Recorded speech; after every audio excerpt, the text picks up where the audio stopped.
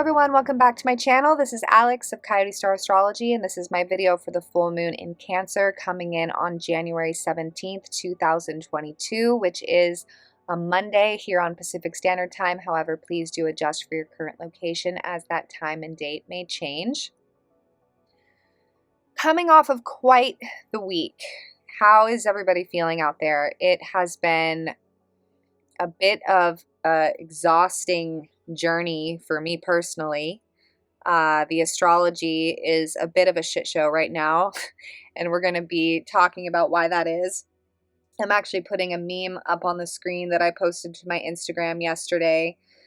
Literal feels when Venus is still retrograde, Mercury is about to do the same, the Sun is about to conjunct Pluto, Mars is still square Neptune, and the world is still arguing about masks as America is about to be in full swing Pluto return in February. And that image is about how I have felt this entire week. And I know that a lot of people are feeling the same. And I feel like this full moon is going to bring up a lot emotionally, given that we have had so many aspects and transits contributing to delays. We had Mars square Neptune, which was what I was referring to in that meme. That happened over the last week, and it's still happening, although it is dissipating.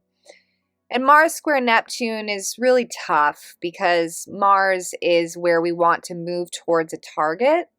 It's where we want to stride forward and feel confident. And when Mars is square to Neptune, we can get thrown into a little bit of a tailspin. We can get turned around. We can feel unsure of which direction we're even supposed to be going in.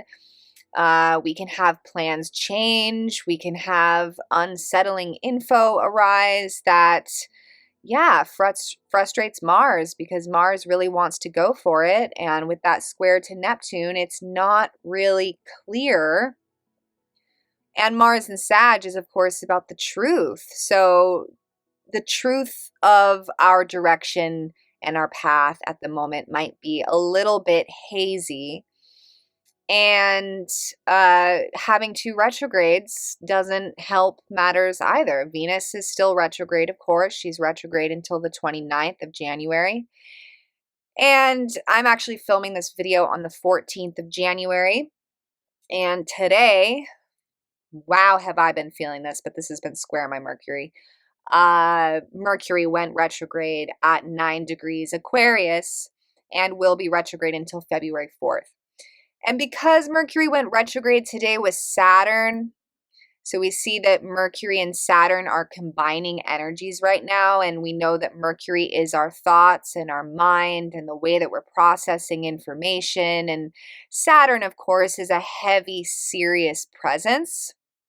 So, for example, if somebody has Mercury conjunct Saturn in their chart, they tend to have even if their Mercury is not in Capricorn, there's almost this Capricorn-like element to their thought processes or their communications. It's more serious, can be more practical, but it is a heavier energy for Mercury to take on, especially in a transit. So today and over the last couple days, if you felt a heaviness come in, or if you've been kind of lost in thought, thinking very seriously about matters at hand, you've probably been feeling Saturn.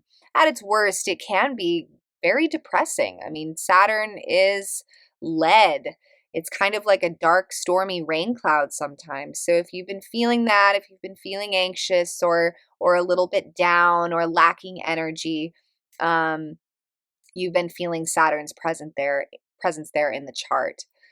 So because Mercury went retrograde with Saturn, like I said, we're thinking seriously about our goals moving forward, but got two retrogrades plus Mars square Neptune. So it's a little frustrating right now. It's really hard to move forward the way that we want to be. It kind of feels to me like everything feels just out of grasp, or like things are just unnecessarily challenging at the moment. And our full moon is in Cancer. Here's the moon at 27 degrees Cancer, of course, in opposition to the sun, 27 Capricorn. But look who's there as well. Good old Pluto. So this is a full moon opposite Pluto, and if you've been following astrology for any length of time, you know that full moons that involve Pluto are intense because Pluto is like the dark emperor. He's like a massive cobra, and his energy is powerful. So this is a very powerful full moon, and because it's opposite the moon in Cancer, which rules our emotions, we can draw some conclusions that many may be feeling pretty emotional around the portal of this full moon. It because Pluto brings things to the surface, right? Pluto is that deep dive down into the caverns of our subconscious, and it pulls things up to be transmuted by our attention and in the light. It just feels like a purge emotionally to me. And it feels a bit like being cornered in the moment that you just really want to be left alone. That's kind of what this full moon feels like to me, because the moon in Cancer is where we retreat to feel safe, right? It's our home, our family, our cozy tea time by the fire. Moon in Cancer is all about, I just want to feel like I'm back in the womb, safely held, safely cared for, and like everything is okay. But Pluto opposite Cancer essentially suggests that that desire for security is threatened in some way. And because Pluto is in Capricorn, it suggests that there's something large in the external reality. I'm thinking immediately of governments and administrative type of things, because that's Pluto Capricorn energy. But also it can just be a force in life that feels larger than you, that is in some ways encroaching on your ability to feel secure. I can't remember if I said this in my last video. I mean, a big part of me feels like another wave of lockdowns or similar fuckery might kind of arise during the full moon.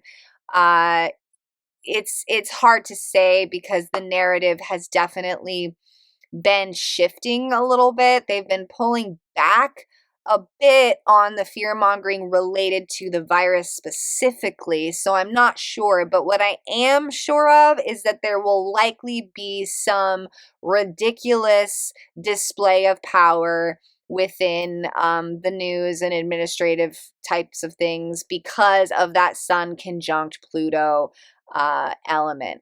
Sun conjunct Pluto essentially translates to a powerful leader, because the sun is will and leadership.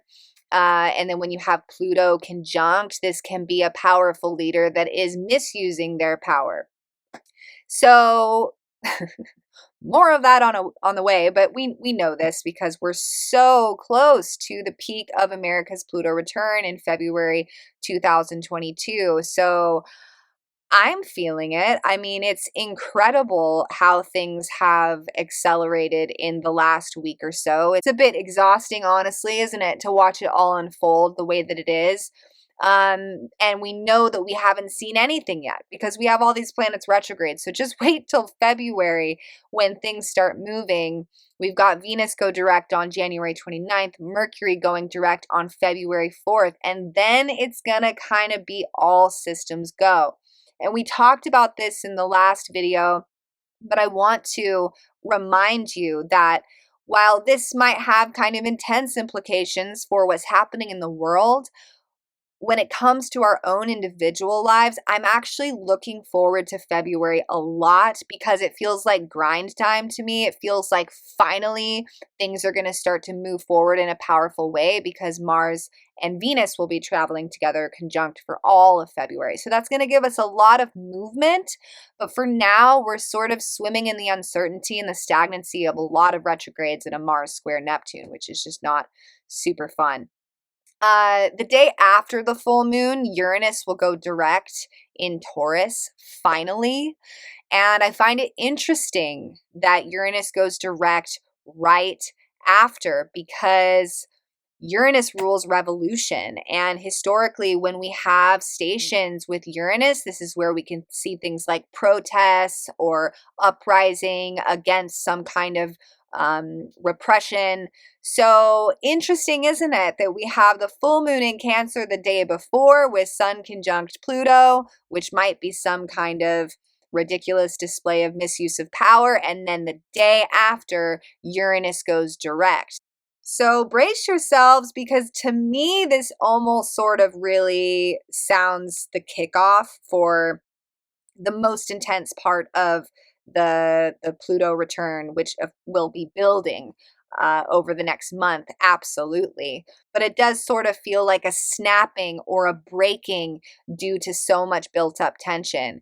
And keep in mind, as Uranus prepares to station, which is happening now, I'm filming this on the 14th, over the next couple days, as we approach the full moon on the 17th, Uranus is gonna be quaking, tense, because it's about to station direct. So I definitely always, when it comes to those big outer planets, Neptune, Pluto, Uranus, I really feel them when they're about to station, and I feel their energetic signature in the field. So with Uranus, that's like electricity, unpredictability, a kind of supernatural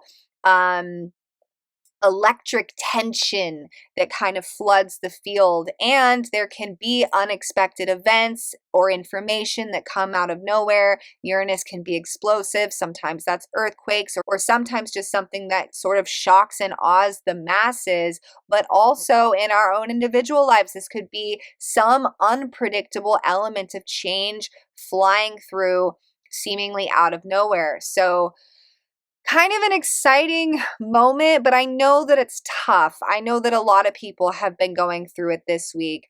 If you've been flying through with ease, congratulations. You're one of the only people that I know that is. But yeah, people are really, they're processing a lot. There's a lot of instability. So take care of yourselves this full moon, you guys. It is a full moon in Cancer. So if you feel like retreating and making time for yourself for some TLC, some good food, good nourishing food, some calming practices, some yin yoga, some journaling in front of the window while you drink your tea and just kind of retreat, by all means, you have my full support. That's probably what I'm going to be doing for this full moon in Cancer. There can definitely be themes around the home that come up. If there is, it might be a change within the home, or it could be, like I said, some kind of presence around the living situation that feels a little bit challenging. It could also involve family, and of course, as always, wanting to look at where 27 degrees of Cancer is highlighting your chart, and this will help you fine tune those themes more specifically for you. All right, everyone, thank you so much for tuning in. And if you've enjoyed this video, please do give it a like and a share. And I'm putting my Instagram up there on the screen along with my website, coyotestarastrology.com. That's where, if you're looking to get a reading, you can reach out to me there under book a reading. A lot of people reach out to me on my website in the chat box. I'm unlikely to see it for a while. I don't check it that often. I do bookings through my email. So just click on the website, go to book a reading, and then you'll see where it'll direct you to my email when you click on the button. One other little announcement. I am in the process of setting up my Patreon, which I am going to be telling you more about probably in the next video, but I just wanted to remind you that it's coming, it's on the way. I am definitely not going to be pulling a rookie move and launching it during all this retrograde madness. So sometime probably early February. And I'm just so excited about this space. The more that I'm working on it, the more amped I'm getting. I think it's going to be really nice to have some of you over there. I really am envisioning a space where I can just interact with you guys more regularly. as transits come in. I'm going to be talking about them. We're going to be doing live streams, and I'm hoping it can be kind of like a cool astrology community space as we build into that over time. So stay tuned for that. I'll be making announcements soon. Thank you guys so much for watching. Have a beautiful full moon. Take care of yourselves, and I will see you soon.